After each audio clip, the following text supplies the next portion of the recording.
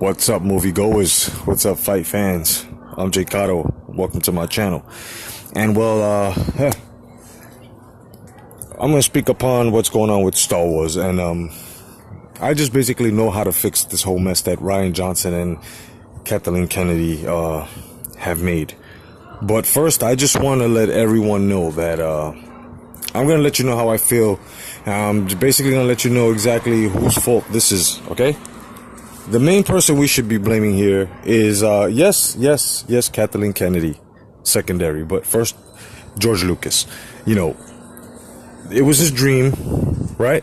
He got rich off it without help, of course. I mean, you know, he gave us a classic. He gave us something that touched our hearts and was passed down from generation to generation, you know, within our family. And we love Star Wars.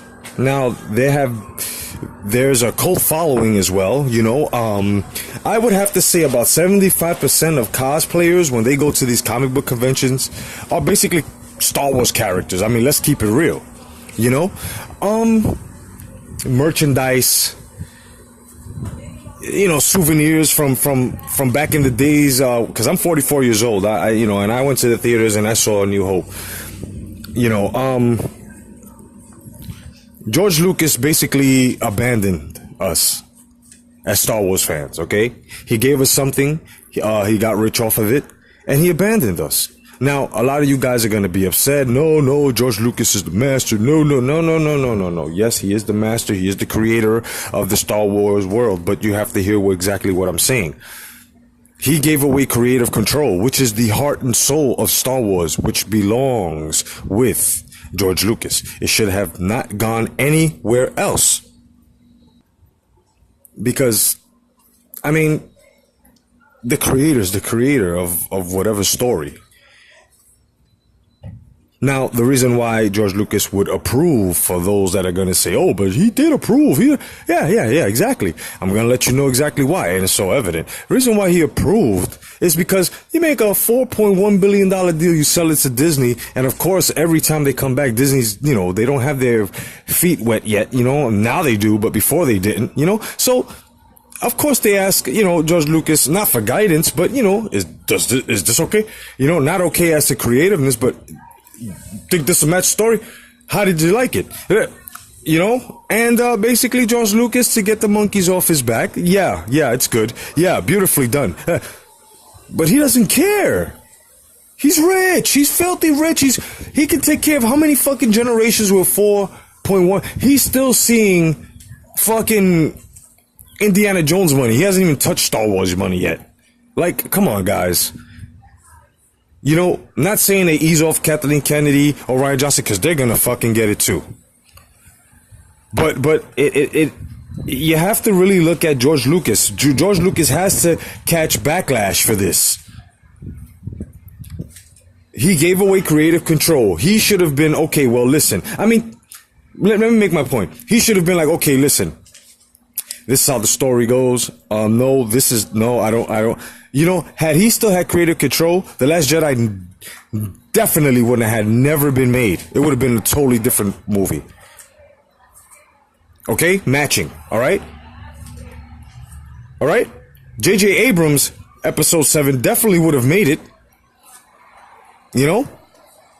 But nobody wants to blame the person who needs to be blamed, which is George Lucas. Now, let's get to Kathleen Kennedy. Kathleen Kennedy, very, very good producer, you know, executive producer. You know, she's got a great career in Hollywood. She's been in a lot of movies, a lot of classics. But she's a glorified fucking secretary. If we really think about it, before all of this Star Wars, before the torch was handed down, which had no light. So it was just something that was just, you know. So now that she's in charge, she has agendas. Feminism, right?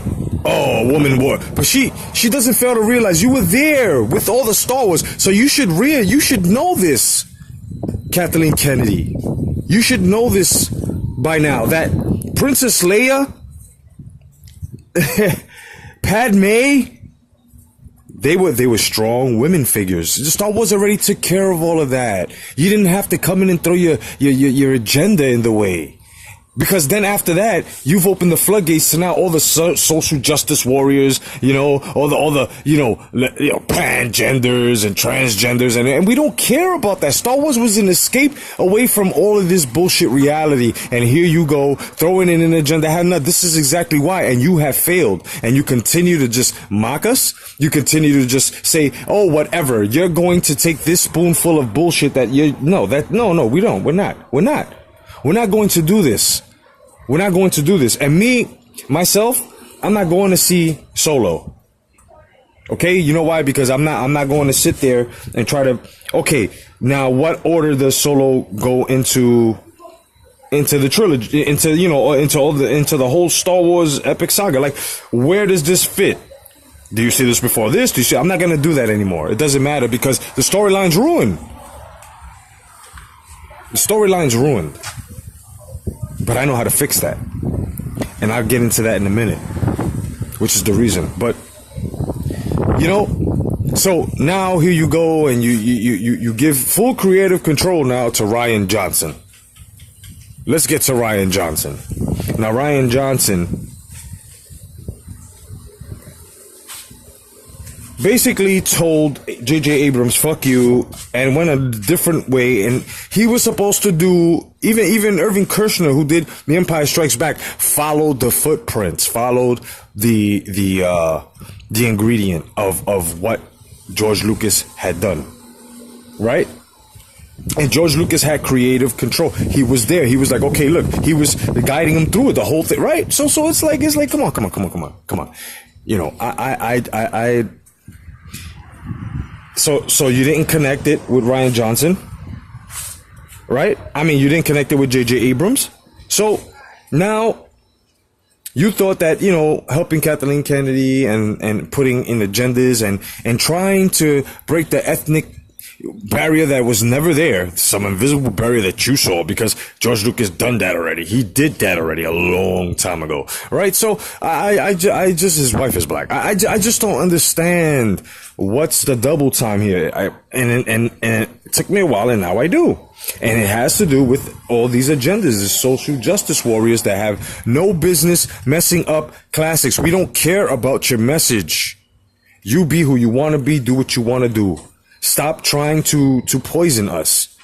So Disney, along with the Star Wars franchise, has lost millions, okay? Millions. And if not millions yet, hundreds of thousands of fans, including myself, because I will not watch anything made Star Wars anymore. Nothing.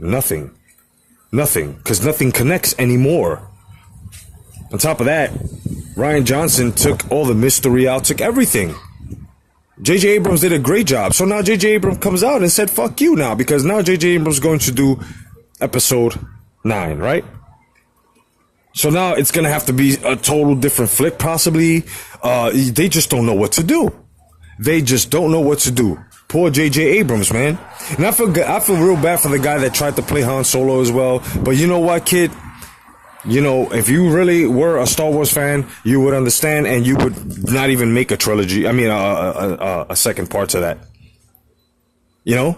Stand in line, man. Stand up for what's right. Unless they bring you a good script and they redo this. But in Hollywood, they and you can't.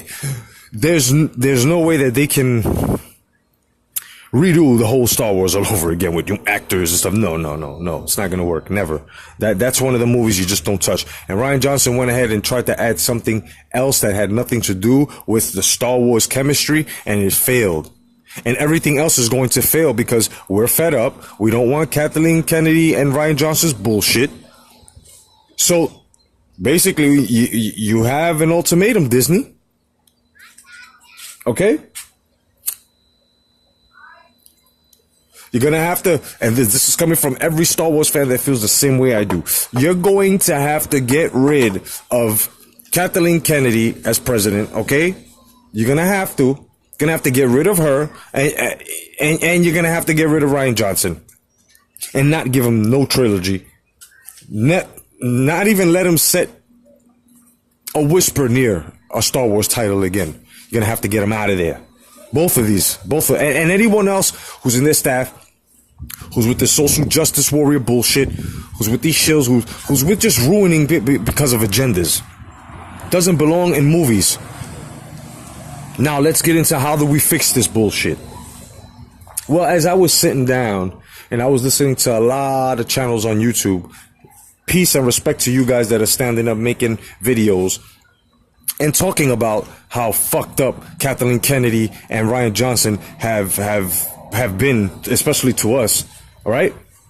Because before I get into, we gotta call it a theory, you know, and I hope it gets picked up. I hope before they even write it, I hope J.J. Abrams passes by this video, because what I'm about to break down will make a lot of sense. And if you agree with me, then you know what, you can share this. Just share it, and let's try to get J.J. Abrams with this idea, because I don't even want money for it, nothing. I just get this idea out there. Save Star Wars. Hashtag save Star Wars. All right, this is how it's gonna go down, right? We still can save it, even with Ryan Johnson and Kathleen Kennedy's mistake. With episode 8. Episode 8 can still be part of the franchise, can still be part of the Star Wars movie saga. How? Okay, well, let me break it down. First, we can just call it a bad dream.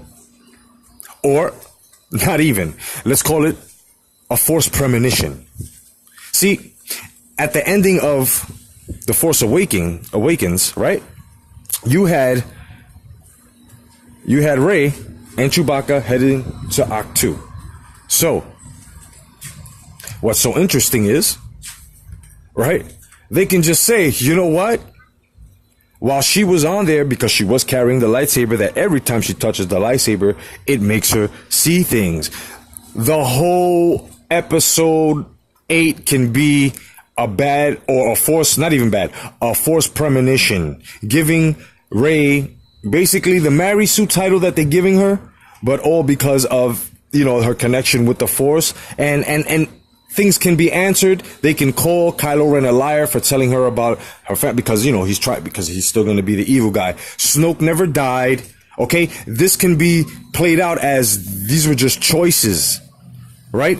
But dire choices that the Force was giving her. So it can be a new Force power, like the way Yoda was able to see into the future, what she did. But the thing was that Princess Leia really died. They don't have to go through CGI, Meryl Streep, nothing like that. They don't have to worry about any of that. All that falls into its place if they just called episode 8 a bad dream, or not even, I'm sorry, take that off the table. Call it a forced premonition. The Last Jedi, that was the Last Jedi. The Last Jedi, Luke Skywalker didn't die. You see, he never died. This was just the Force giving her, this is what can happen. This is what also can happen. But at the same time, everything that Poe and Rey and everyone, General Akbar, went through, they actually did. See, the Force let her see what was going on. You see? So now when they go to make episode 9, they can pick it up from Act 2. You know, like one of them Final Destination moves where, you know, it keeps happening all over and over again, but not like that. It's just the beginning. All of a sudden she sees Luke, right? Because even Mark Hamill said that Ryan Johnson's and Kathleen Kennedy's Luke Skywalker was not Luke Skywalker. So that can all be a forced premonition, and all that plays into Rey just having these feelings of mixed emotions and being nervous, and, oh, what if, you know, he doesn't want to train me, or, you know, so, you know, you have a bad dream, and then it can contort and, you know, just make you think totally different within the dream of a person, but in reality, it's totally opposite, like, you know, the warm welcomes, hey, how you doing, you know? So that, I'm telling you, this is exactly what they need to do with this. Think about it. It all falls into place. Okay? It all falls into place. Okay, Phasma did die. You know, you can take the ones that died, you know, because Phasma didn't do nothing, so she can stay dead. You know, and Leia died. You know, the Mary Poppins thing, they would all make sense because it was a forced premonition. Okay, it was a forced premonition. Within that set right there, the Force was either showing her Leia can die doing this, or she can survive, and if she does, Luke dies. You see? Right? But at the same time, this is the reason why she's going to Ahch-To, to stop that choice that Luke is contemplating as to destroying that. You see what I mean? This can be a forced premonition, giving Rey the choice. Okay? Giving Rey the choices of the war and the choices of the destiny that she's having to take before her. And when she meets Luke, right, in episode 9, Millennium Falcon lands on Ahch-To, then she looks at the saber, and they can refilm that all over again, right? Looks at the saber and like is worried, and when she hands it to him, Luke looks around and throws a grin, and boom, and they can even continue the lineage and all the rumors and stuff that we want, and as to where Rey came from. Could be his daughter. It could be, they can even slice it, and that's it. That would erase everything, but at the same time save them the money that they've made with all this bullshit from episode 8, and it would be redeemed. You see? And that would come full circle as to why Rey is so powerful and as one with the Force. And Luke never died. That never happened. That was just the Force. But Leia did die, because that was real time. That's what really happened. But on her way to Ahch-To, they can do this. That can all fall into place. You understand what I'm saying? I'll repeat it again. What really happened with Poe and everyone else and Leia did happen. Okay, it did happen. Leia did die, but that Mary Poppins thing never happened. The reason why we were able to see it is because the whole movie was Rey's forced premonition. See, that's why it would make sense. And then after a while, we can look at it and say, you know what? This shit is fucking silly. And this, not Kennedy. No, not her. No, not Johnson. No, not him. Not the social justice warriors, but the franchise. The movie would be saved. And J.J. Abrams can add on from where he wants, but the whole thing is to make episode 8 a forced premonition movie, something where she just, during the flight to Ahch-To, this is where the Force just hit her because she fell asleep with the lightsaber, and they can even show her waking up from the Millennium Falcon when they're ready to land with the saber in her hand, like, because think about it. We all have criticisms, and Ryan fucked up. Ryan Johnson fucked up. We all have criticisms. Oh, how is she a Mary Sue? How did she get them powers like that? Oh, this is not the way. And then especially Luke didn't even train her as much. Then Luke sucking on a cow for fucking blue milk. I mean, guys. If we was to take this into episode 9 as a forced premonition, that was given to her by the Force to Luke, to her, and she wakes up and Luke's not dead, but everyone else is, because by the time she got over there, that had happened, and it comes into something else, and Luke even tells her when she lands, that's it. That's how you save Star Wars. Episode 8 has to be a forced premonition movie. It has to be a forced premonition given to Rey in order for it to make sense.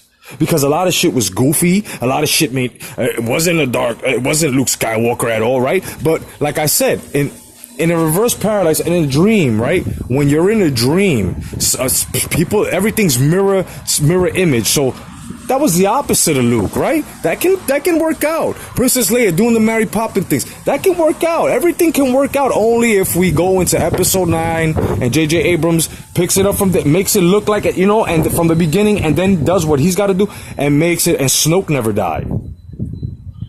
Okay, that with Kylo Ren and Snoke never happened. See, that's something where they're gonna have to redo again. Snoke can definitely still be in there. Kylo Ren can definitely still be in there. See, because how is a Sith Lord going to take off that ridiculous helmet after he accepted it, and that's how he sold the dark side to Kylo Ren as to, you know, you're going to be as mighty and powerful as your grandfather Darth Vader. So what the fuck? Right? But if you look at it as it was all a forced premonition that at the end of episode 7, right? The Force Awakens, that's what she was looking at the lightsaber, looking at it. You know how people do. She was trying to actually be like, okay, because her and Maz Kanata were talking about it. When Maz was telling her, you must touch the saber, take it, and she didn't want to. Get it away from me, right? Remember that stupid shit? Well, that's she holds on to the lightsaber, falls asleep with it, you know, and then how does episode 9 start? With her getting to Ahch-To, being awakened by Chewie's, right? We're here, right? In Wookiee language. And she's like, right? And she looks out and and she sees Luke from a distance, but Luke is looking up instead of just standing there with his back. It's a total, everything is mirror, is split. It's a mirror, backwards mirror image, you know? So this is my theory as to how we can save the Star Wars franchise, the Star Wars story, is by writing episode 8 as a forced premonition movie that was given to Rey, in which answers all the fuckery in episode 8, and everything can just be sort of like a bad dream, but it was just the Force giving her the choices, and Leia really died. That would take care of everything that they're trying to speculate and trying to pull into as a CGI on Leia or Meryl Streep or somebody else for no, right? Right? That's exactly what it can be. And it adds the mystery again. It adds the, oh shit. So when we go back and watch it again, it's like, oh shit, no wonder Luke was acting like that. No wonder, that's the only way it would make sense. Okay? The Force is with me. Otherwise, in that movie goers, fight fans, and Star Wars lovers. I'm Jay Cotto. And let's just hope, man, that hashtag we can save Star Wars. You know? So if you really like this theory and you think that it can work out, just share this, man. Share this and talk about it. Otherwise than that, God bless. Stay vigilant. Peace.